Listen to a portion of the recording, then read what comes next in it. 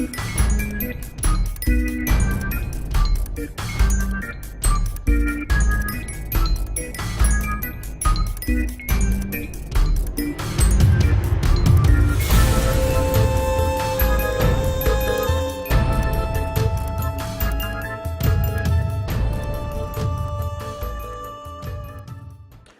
everybody, it's Doug here, Doug Mystic Guy, recording another episode of Myth. We're still continuing on our adventures. Last turn was not as eventful as the turns before. I did have a correction I needed to make, and I'm sure that people caught it not in the last video, but the one right before that, where the soldier did a massive Harvest of Bones attack and killed 3 guys. Actually killed more than that. He killed, he killed 1, 2, 3, 4. And I dropped a treasure in the last spot because you're supposed to drop a treasure if you kill 3 in a single hero cycle attack, which you did do. But we're going to get right into our new hero cycle. This round is going to be more active because anything we do is going to trigger a darkness event, and I'm prepared for that. So let's get started. We're going to start with our, I believe our Brigand's actions first. And then we'll go, well actually we're going to start with both. Let's go down here to our heroes first.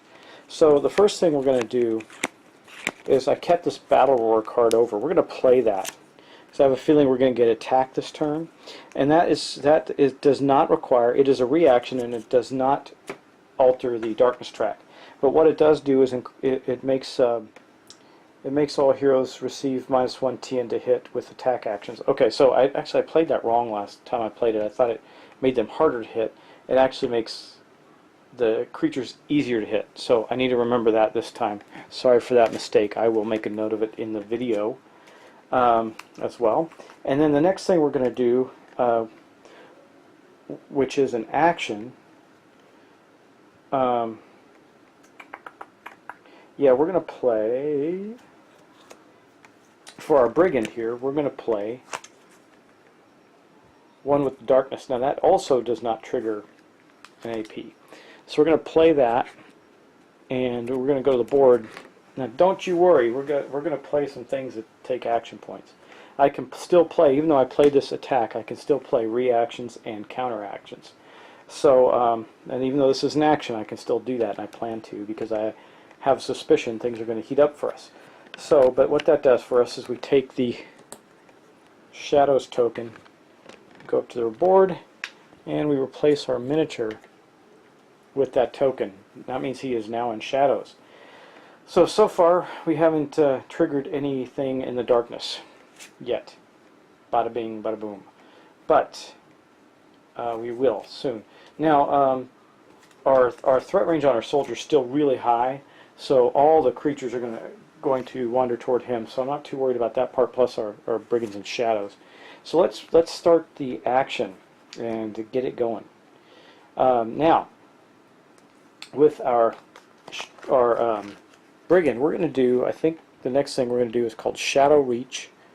It says appears next to the target within 3 squares. Attack on one target. This is not considered a move. If he fails his attack, he'll still be in Shadows. If he succeeds in his attack, by the way, I'm just doing this as a counter action, and he has not moved, so the target number for his attack is going to be 2 less. I guess you can imagine who I might be attacking. Yeah. Anyway, we're going to play that card, and then we're going to go to the board up here. So, yeah, okay. So, Shadow Reach is now played. At the end of the... Now, once I do this, it will trigger the darkness. So we're going to have a darkness event occur, but here's what we're going to do. So here's our token. We get to move attack something 3 away. I'm going to move right around there. And we're going to attack the captain. Now, it's going to give me a -2 TN for the Shadow Reach and another -1 there. So odds are he's going to succeed in doing a point of damage to that captain. Okay. Now, we're going to do, let's figure out his damage. He's going to do 1 die for that, and his fate die, plus another d10 for his awesome butter knife. And let's do that. Now, I think his helmet has an effect, but I don't think it's going to, it has something to do with fate dice. Let me read it. Oh, may force an enemy to reroll a fate die. Okay, that's good. That could come in handy because the captain who he will be facing does have a fate die roll. So he does that. He rolls a 2 and a 3. Man, you know, he couldn't roll any worse. I don't know why the same dice will roll badly for the Brigand, not for the soldier. The Mucker's defense is 7. Now, he does not have a -4. It was -2 for the Shadow Reach and -1 for the Battle Roar. So, that, I don't know how you do math, but in my math that's 3. That puts him at a 6 at best. So, yeah, so he missed the captain. He's still in shadows, and we triggered an event. Man, this Brigand is wasting so much opportunity in just bad dice rolls. And now the darkness is triggered. So let's draw our darkness card and see how that goes. So, Terror with Thousand Eyes. The event is if there are less than 4 minions, no, there are more, spawn a captain. The threat penalty is all heroes take ×2 damage. Thank God that's not going to happen. We got our threat down to 6. Now we're going to activate. We're going to start with minions. So there's no. The only one that can see possibly see the Brigand is the captain over there. So all of our grubbers are going to move as far as they can. So 1, 2, 3. 1, 2, 3. 1, 2, 3. 1, 2, 3. 1, 2, 3. They're all charging the soldier. They can see him. 3 and 1, 2, and 3. There's our conga line of grubbers. Then we are going to activate the captain. The captains, the muckers, have a movement of 3 as well. I think his choice is pretty obvious for here. He's going to go 1, 2. I think we'll move him right. Well, you know what? There's really no rules about these big base monsters. And do they actually take up more space? But I think I'm going to play right now that they don't. And he's going to move right there next to the soldier so that he can attack. And then we have to roll a chance for the other mucker to notice our guy. We're going to roll 1d10. The TN is 6, but he has his blanket, so it's actually a TN 7. He has to roll. If he rolls better than a 7, he spots our Brigand and can attack him. He rolls a 2, so the captain cannot see the Brigand and does not attack. So the only thing we have for attacks this darkness phase, before we do a normal spawn, is here. We got the mucker. Now you can see that he rolls 2d10, and he gets to roll twice. He has 2 attacks. I need to see. Do I have anything that can stop that? I have. No, I don't. So there's really nothing that our soldier can do other than use his buckler, which he will do. I mean, it increases his TN by 1. So the target number is a 5 for the muckers, but it's going to be a 6. He's going to roll first 2d10. If he does succeed, he's going to roll a fate die. So let's see if he hits. Well, we got a 10 and a 1, so he definitely hit once. And that's going to do 1 point of damage. And now we have to roll a fate die. And we did actually roll that, so our soldier has been knocked prone. That's not a good thing. And then we get to roll again with a target number of 6. Okay, he hits again, so our soldier took... Oh man, guys. Our soldier's dead. So let me...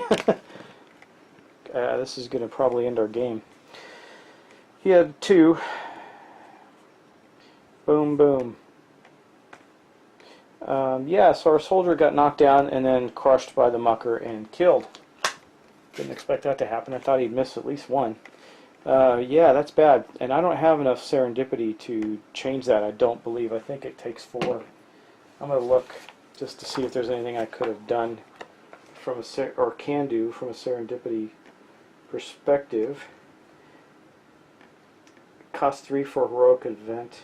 The only thing that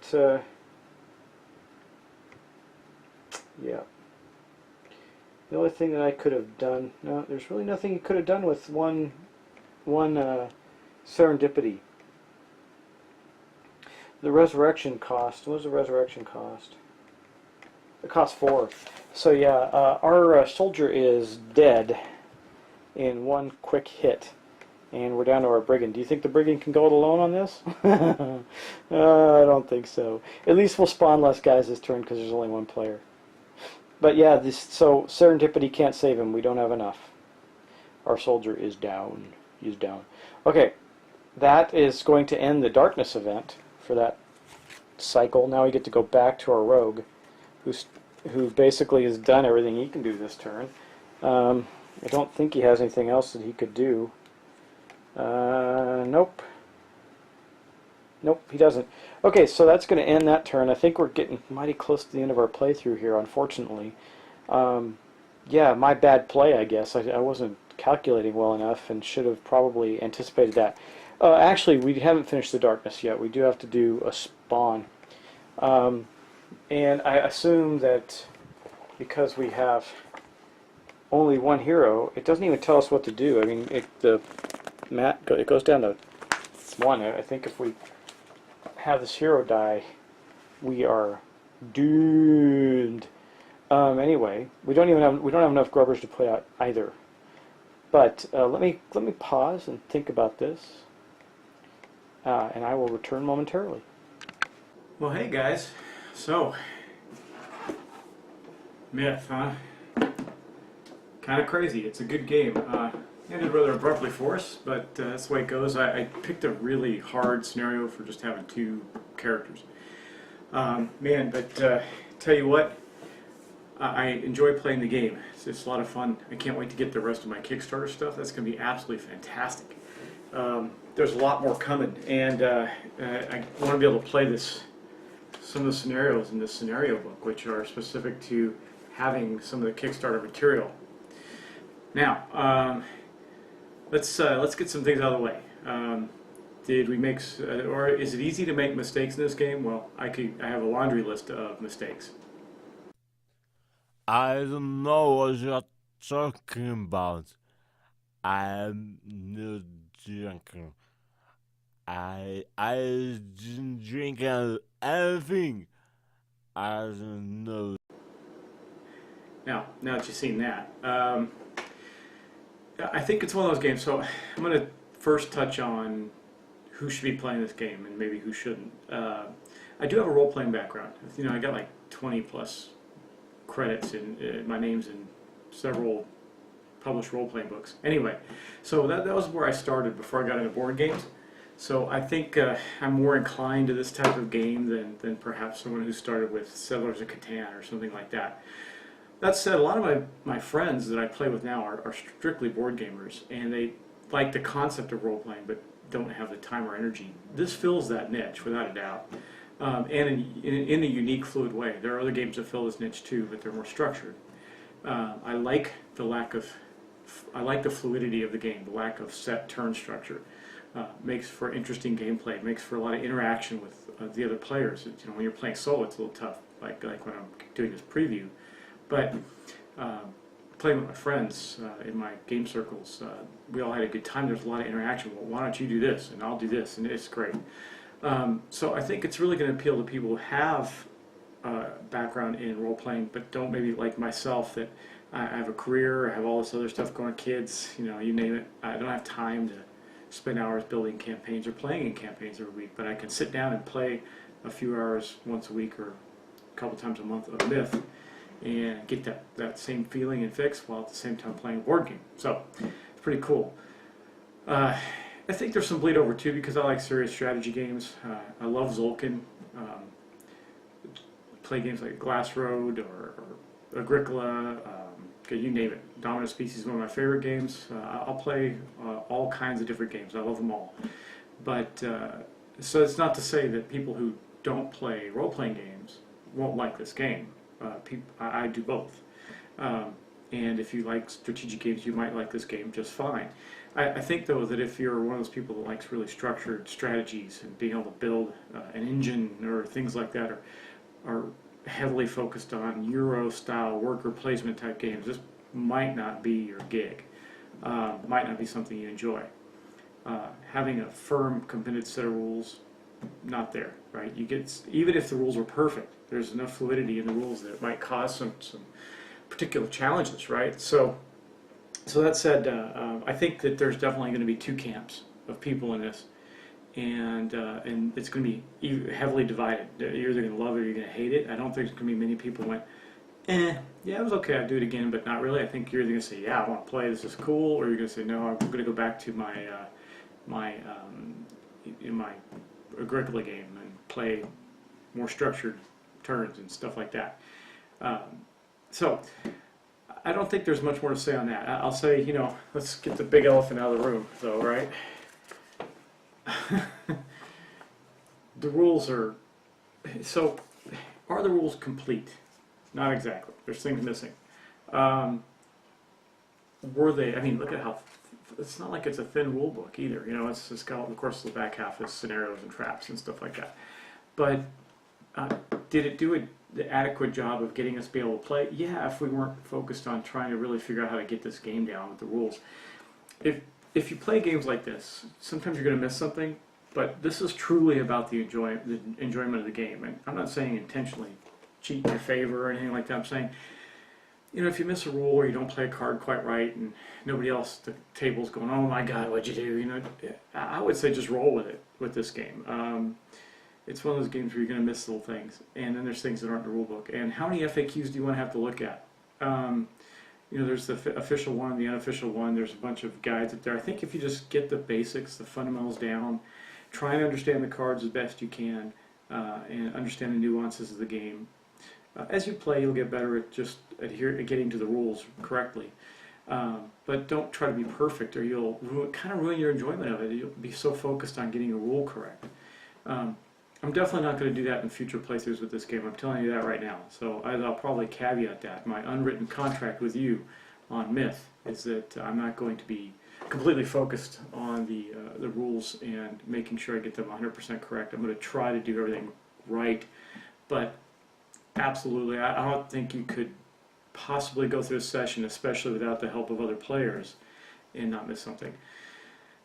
Were there things actually completely missing from the rules? Yeah, there was those things too. That's the thing that's problematic for me. When I say problematic, it doesn't mean I'm not telling you not to get the game. In fact, I'm telling you the exact opposite. If you fit in the category I talked about, where you're okay with the fluidity of the game, maybe you like role playing, maybe you're just a board gamer who likes to play those types of games on occasion, like Descent or something like that, you'll be fine. Yeah. So my final thoughts on the game. I think it's worth it. I cannot wait to get my Kickstarter stuff. The miniatures, I like the miniatures, they're fantastic. And I'm not a mini collector or anything, but I do like visual pieces, elements of the game. Can't wait to have actual physical layers. Am I ever going to paint these?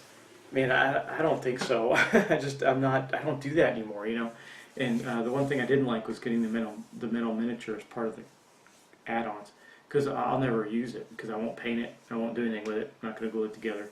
And that's actually, if I think about another game that is similar to this that I steered completely away from because you had to assemble your own miniatures, it was the original, what's it called, Dungeon Explorer. And, anyway, you had to put together, the figures were awesome, but you had to put them together. Didn't like that, so I didn't do it. But this game, the pre-assembled miniatures and all the ones you're going to get, storage is going to be an issue. I think maybe we'll probably see videos going on about storage of all the different components you can possibly put together for the game. But as far as the gameplay goes, guys, my advice is do the best you can and just enjoy it. If you get too hardcore on this, you're not going to like it. If you're trying to get every single rule down to the nth degree perfect, you're going to be frustrated. The players around you will be frustrated as you thumb through manuals.